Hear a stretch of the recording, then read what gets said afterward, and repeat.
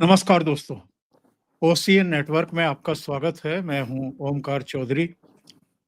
अवनीश शर्मा जी जुड़ गए हैं, उनका स्वागत कर लेते हैं। अवनीश जी, बहुत स्वागत, बहुत अभिनंदन आपका। सर प्रणाम, आपको बहुत बहुत नमस्कार, सभी दर्शकों को भी प्रणाम जी। प्रधानमंत्री नरेंद्र मोदी का थोड़ी देर पहले पार्लियामेंट में भाषण समाप्त हुआ है। वंदे मातरम के 150 वर्ष पूरे होने पर करीब 10 घंटे की चर्चा शुरू हुई है लोकसभा में। उसका श्री गणेश किया है प्रधानमंत्री नरेंद्र मोदी ने। कल राज्यसभा में शुरू होगी, उसका श्री गणेश गृह मंत्री अमित शाह करेंगे। वंदे मातरम का जो इस समय स्वीकृत वर्जन हमारे सामने रहता है, जब भी उसका गायन होता है कहीं, वो एक्चुअल में खंडित है, उसके टुकड़े किए गए थे। और वो टुकड़े किसने किए थे, इसका उल्लेख आज प्रधानमंत्री नरेंद्र मोदी ने किया। उनके बाद जब गौरव गोगोई खड़े हुए तो उन्होंने ये जानकारी दी कि प्रधानमंत्री का नेहरू के प्रति जो प्रेम है वो अलग अलग मौकों पर कितनी बार सामने आया है। उन्होंने कहा कि जब पहलगाम हमला हुआ, ऑपरेशन सिंदूर हुआ, तब भी नेहरू जी का कितनी बार नाम लिया।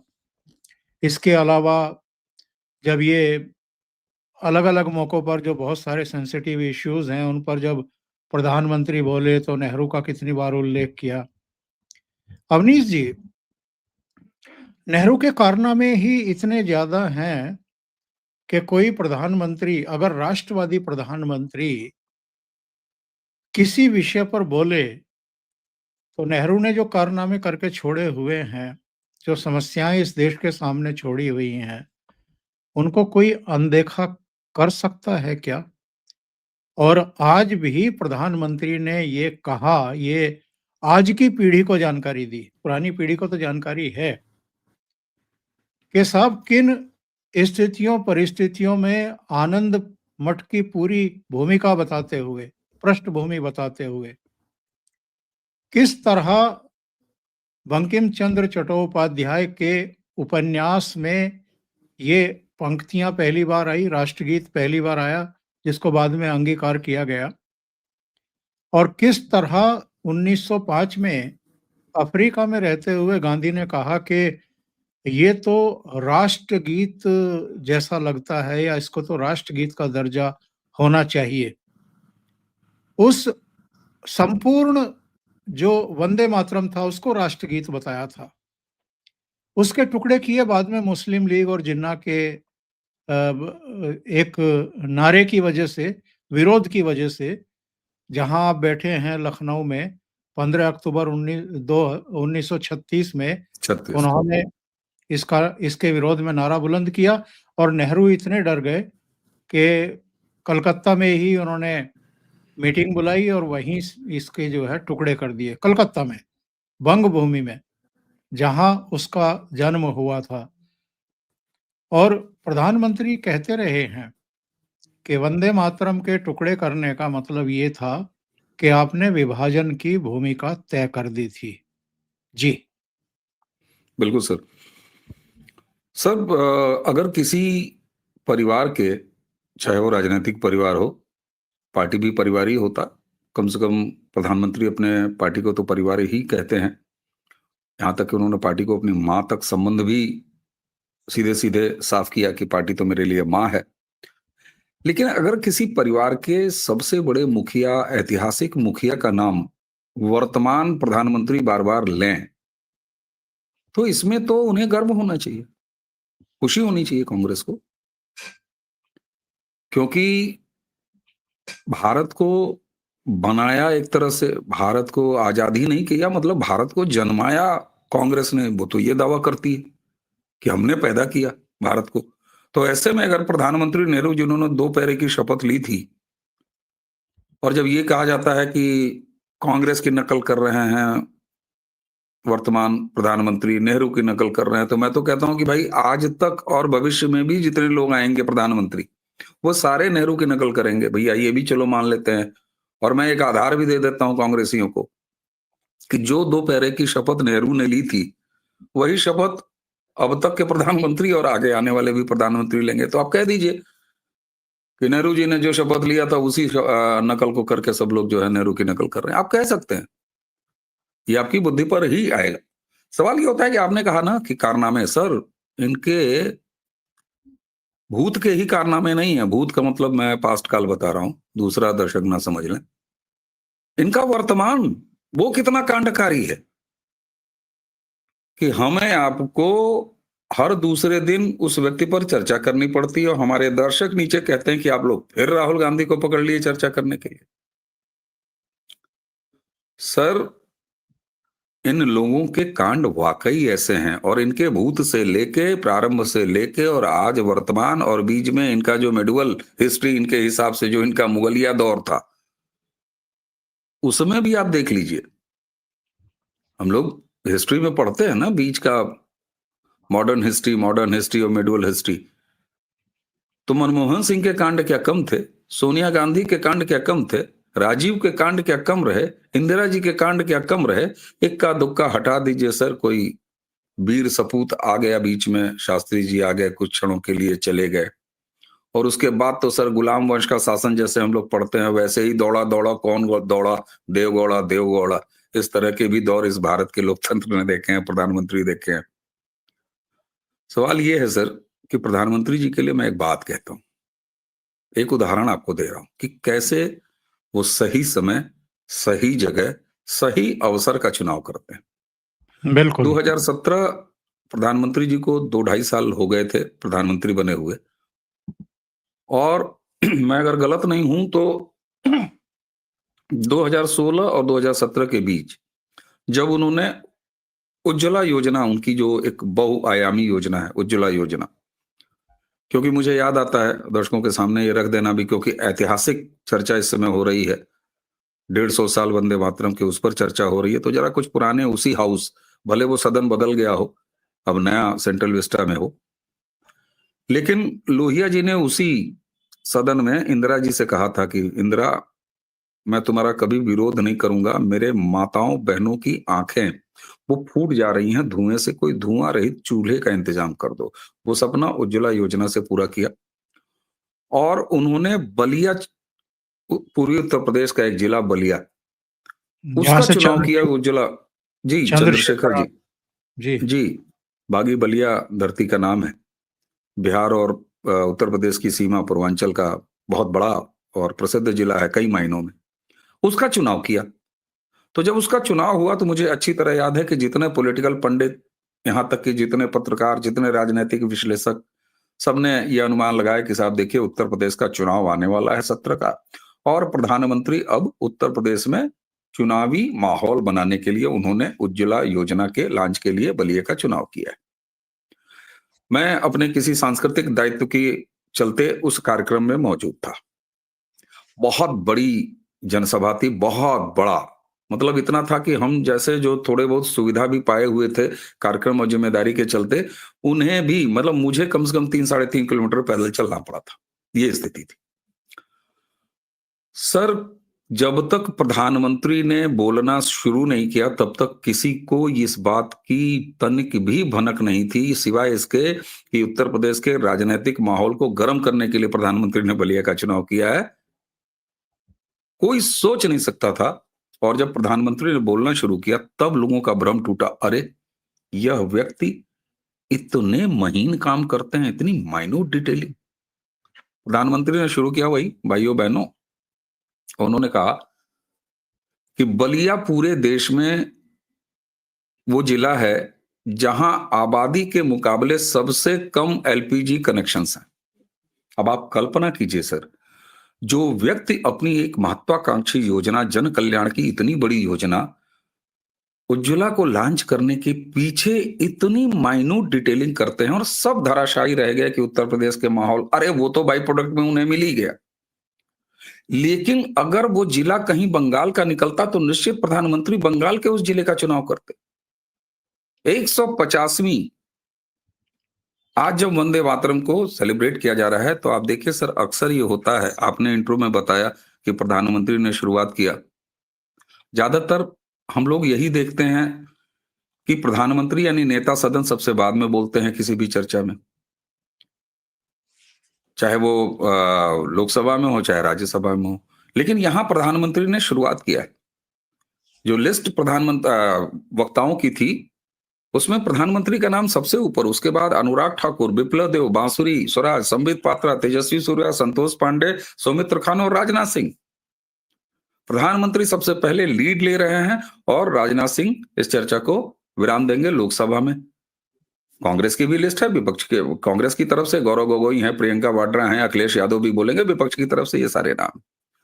सवाल ये होता है सर कि प्रधानमंत्री के मुंह से इधर तो मैकाले मैकाले कई बार सुनाई दे गया। पहली बार मैकाले का जिक्र प्रधानमंत्री ने कब किया था? अगर दर्शक इसको गूगल करेंगे तो मैं उनके ऊपर छोड़ देता हूं, सब कुछ बता देने से इंटरेस्ट खत्म हो जाता है। उसके बाद एक लंबा गैप लिया प्रधानमंत्री ने, और जब धर्म पताका, धर्म ध्वजा का आरोहण कर दिया श्री राम जन्मभूमि पर, उस परिसर से क्या किसी को उम्मीद थी कि वो मैकाले शब्द का उच्चारण भी करेंगे? मैंने तो नहीं सोचा था। मैंने सोचा था कि वो कुछ और बातें करेंगे, लेकिन धर्म की स्थापना, धर्म ध्वजा की स्थापना करने के बाद उन्होंने मानसिक गुलामी को न सिर्फ जिक्र किया बल्कि एक तय कार्यक्रम की रूपरेखा राम मंदिर परिसर से उन्होंने गुलामियत के खिलाफ कर दिया। और उसके तुरंत बाद आप देखिए, अब वो गैप नहीं कर रहे।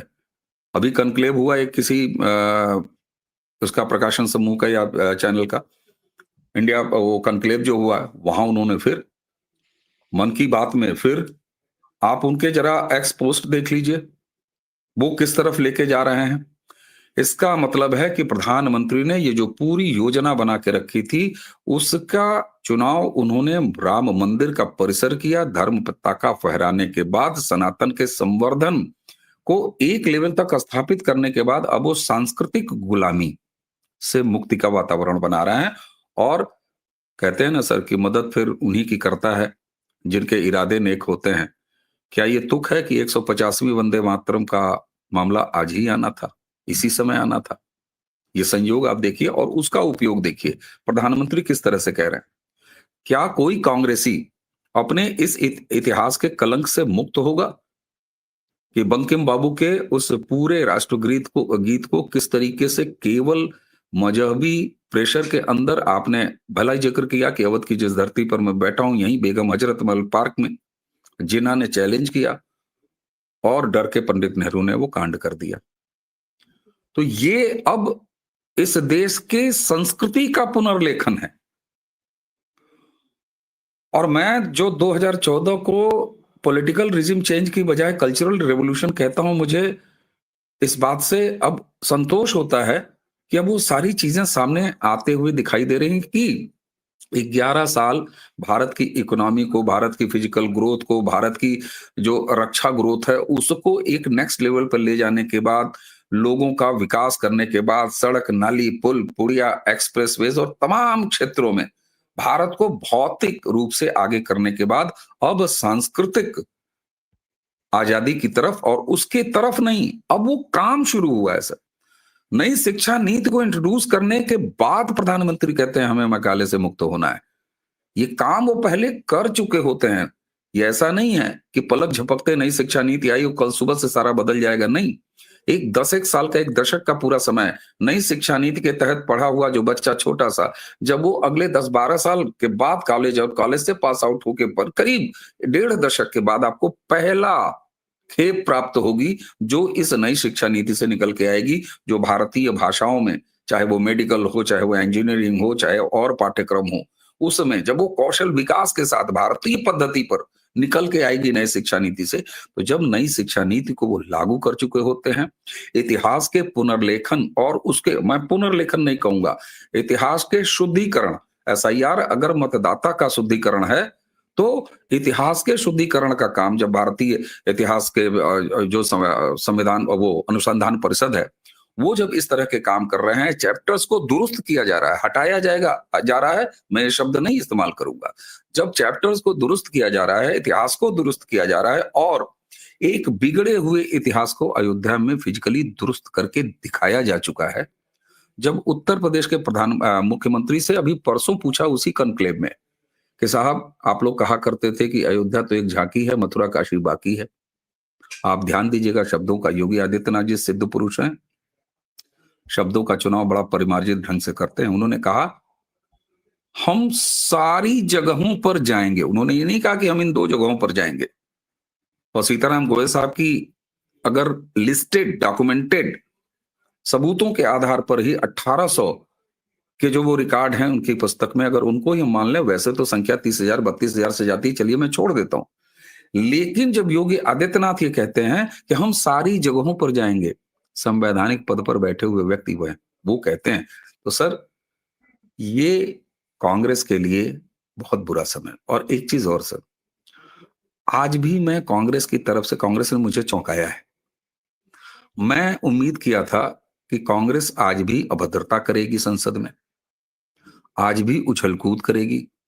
मुझे लगता है कि राहुल गांधी को या तो चली नहीं है, या उन्होंने अपना दिमाग चलाया नहीं है, या ये आउट ऑफ सिलेबस था। वंदे मातरम, खंडित वंदे मातरम भी उस व्यक्ति को याद नहीं होगा सर, जिसके मंच पर रहते हुए राष्ट्रगान की जगह कुछ और बच जाता है। आप सोचिए जरा। तो ऐसे बांग्लादेश व्यक्ति का बांग्ला तो ऐसे में मैं ये उम्मीद कर रहा था कि उद्दंडता आज करेंगे, लेकिन प्रधानमंत्री ने जब बोलना शुरू किया है, बिल्कुल शांत, बिल्कुल शांत। हालांकि ठीक है, अखिलेश यादव अभी बोल रहे हैं, कोस रहे हैं इस तरह के छद्म, वो जो आरोप लगाते हैं कि इन्होंने फहराया नहीं, उन्होंने फहराया नहीं, ठीक है, वो चलता है, मैं इसे अच्छी तरह से लेता हूं। आप विपक्ष हैं, आपका कहना है, आप कहिए। लेकिन सर, जिस तरीके से आज विपक्ष खामोश रहने और मैं से नैतिक औकात में रहने की स्टेज पर पहुंचा है, उसे 2 लोग देख रहे हैं। एक तो यह देश देख रहा है, जिसको प्रधानमंत्री उद्धृत कर रहे हैं, लगातार करेंगे। नेहरू की उन गलतियों को, उन सरेंडर्स को, ये सरेंडर नरेंद्र कहते हैं, नेहरू ने किस तरीके से जिन्ना के सामने सरेंडर किया, उसको जिस तरीके से याद दिला रहे हैं पीढ़ियों को, आपने बिल्कुल सही कहा। उसी के साथ मुसलमान भारत का वंदे मातरम जो कहता है कि मैं नहीं कहूंगा, वो अपनी पीठ दीवाल पर लगा के दूसरा पैर उसी दीवाल पर टिका के ऐसे बांध के हाथ, और आज इस भारत के विपक्ष को, इंक्लूडिंग कांग्रेस, उनकी तरफ देख रहा है कि इन्होंने हमें मूर्ख बनाया है और मूर्ख बना रहे हैं। भाजपा पर और एनडीए पर और नरेंद्र मोदी जी की राजनीति पर इसका कोई असर नहीं होने वाला। उसका कारण 2014 से इस देश में मुस्लिम वोट बैंक को कम से कम नरेंद्र मोदी की राजनीति ने न्यूट्रलाइज कर दिया है, नल एंड वाइट कर दिया है। उनके न चाहने के बावजूद तीसरी बार सत्ता में है। लेकिन जिनके कंधे पर बैठ के इतने साल सरकार चलाई, जिन्हें खोखले तरीके से बेवकूफ बनाते रहे, आज जब भारत अपने सांस्कृतिक रिवर्सल की तरफ, रिवर्स इंजीनियरिंग करके पहुंच रहा है, और मैं इंजीनियरिंग का छात्र रहा हूं सर, कि किसी बीमारी को जब इंजीनियरिंग की शैली में पकड़ा जाता है तो रिवर्स इंजीनियरिंग किया जाता है, बिल्कुल। और मामला पकड़ आता है। पुर्जा पुर्जा खोलते रहिए, आप बिल्कुल उसको समझ जाएंगे और फिर आप उसको वापस रिकंस्ट्रक्ट कर देंगे। यही हो रहा है। ये भारत के सांस्कृतिक रिवर्सल का काम है, और जिसको ये मजबूर हैं खामोश होके देखते रहने और सहने के अलावा इनके पास और कुछ नहीं है। क्योंकि सनातन जाग गया है और भारत का मतदाता जाग गया है।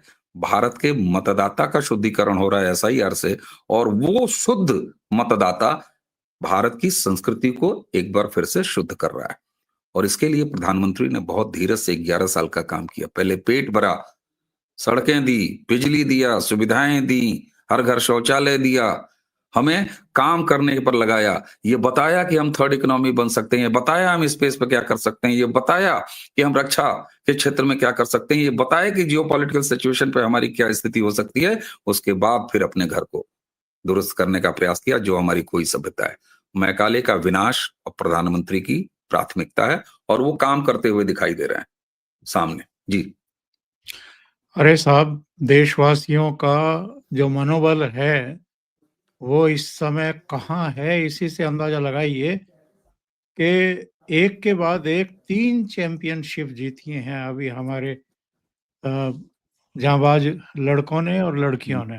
तो ये पता लगता है। मैं दर्शकों को ख़ास तौर से जो युवा हैं, उनको भाव बता दूँ बंकिम चंद्र चट्टोपाध्याय के वंदे मातरम मूल गीत का भाव। और कौन-सा गीत है? वंदे मातरम सुजलाम सुफलाम मलयज शीतलाम शस्य श्यामलाम मातरम वंदे मातरम। शुभ्र ज्योतिस्ना पुलकित यामिनीं फुल्ल कुसुमित द्रुमिदल शोभनीं सुभासिनीं सुमधुर भाषिणीं सुखदाम वरदाम मातरम वंदे मातरम। ये तो स्वीकृत है। इसके 2 पैरे लास्ट के हटाए गए थे, एक और स्वीकृत है। लेकिन उसका मैं जो मूल जो विखंडित है वो नहीं, जो मूल है उसका भावार्थ बता देता हूँ, और वो भी गद्य में। तो इससे हमें ये समझने में आसानी होगी कि कांग्रेस को तकलीफ क्या है, या मुस्लिम लीग को तकलीफ क्या हुई है, क्यों हुई है? आखिर कोई वजह तो होगी। तो सुन लेते हैं। हे माँ, तेरी धरती जल से भरपूर है, फल फूल से लदी हुई है, मलय पर्वत की ठंडी सुगंध से शीतल है, खेतों में लहलहाती फसल से आच्छादित है, तेरी रातें चांदनी से नहाकर पुलकित हो उठती हैं, और वृक्ष खिले फूलों और पत्तों से सजे रहते हैं। तो मुस्कान बिखेरने वाली, मधुर वाणी बोलने वाली, सुख देने वाली है।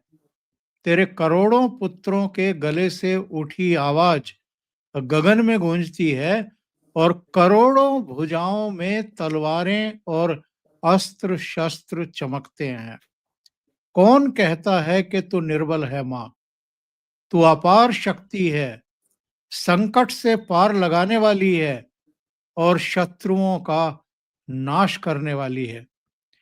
तू ही ज्ञान है, धर्म है, हृदय में है, और तू ही जीवन का सार है। तू प्राण है, भुजाओं की शक्ति है, और हृदय की भक्ति है। हम तुझे ही पूजते हैं माँ।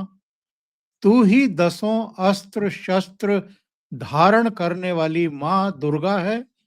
कमल के आसन पर विराजमान माँ लक्ष्मी है। तू माँ सरस्वती है। हे निर्मल माँ, मैं तुझे प्रणाम करता हूँ। इसमें किसी को क्या आपत्ति हो सकती है? और ये तो भारत आपत्ति ही माता के आपत्ति है लिए सर। कहा गया, मातृभूमि के लिए कहा गया, जो आपकी जननी है, जिसकी कोख में आप रहे हैं, जिसने आपको जना है, उसके प्रति भी अगर आपका ये भाव है, तो इसमें किसी को क्या आपत्ति हो सकती है? जी आपत्ति ही अवधेश। आपत्ति है सर। आपत्ति ही आपत्ति है। उन्हें आपत्ति है जो आज कहते हैं कि जब बहुत जुर्म होता है तो जिहाद करना होता है। तो जुर्म की परिभाषा क्या है उनके यहाँ? जब तक पूरे गोले पे, जब तक पूरी पृथ्वी पर एक भी अल्लाह को न मानने वाला व्यक्ति, जिसे वो काफिर कहते हैं, वो अस्तित्व में है, तब तक उनके साथ जुर्म हो रहा है, उनके अल्लाह के साथ जुर्म हो रहा है। ये हमें बताते हैं कि दरअसल आंतरिक रूप से जब हम अपने आप को चैतन्य करते हैं, वो जिहाद का मतलब है, पवित्र है जिहाद का मतलब। खत्म हो गया वो समय सर। अब आपकी किताबों को भी पढ़ा जा रहा है और आपसे ज्यादा बेहतर तरीके से उसे समझा जा रहा है। जिन्हें आप काफिर कहते हैं ना साहब, वो समझ रहे हैं और आपके असली मतलब को समझ रहे हैं। ये जिन्ना वाला समय नहीं है कि जब नेहरू ने हमें मूर्ख बना लिया और जिन्ना ने अपने शातिराने चाल से इस धरती के 2 टुकड़े तो कर दिए, लेकिन जहरीले जीव जंतुओं की, अलगाववादी मानसिकता की और काफिर समझने वालों को यहीं मूर्ख बना के, या नेहरू के जानते, गांधी के उसमें शामिल रहते, और ये हमारी पीढ़ियों के साथ हमारे साथ धोखा किया है कांग्रेस ने सर। जब हिंदू और मुसलमान दो अलहदा कौमें एक साथ नहीं रह सकती थी, तो क्या कॉलर पकड़ के आज के कांग्रेसी नेताओं से और जो कांग्रेस को रिप्रेजेंट कर रहे हैं, जो उसके अगुवाई कर रहे हैं, जो उसके मालिक बने बैठे हैं, उनके कॉलर पकड़ के, उनके गिराबान पकड़ के हमें, हमारी संततियों को पूछना नहीं चाहिए कि हमारे साथ इतना बड़ा धोखा क्यों किया।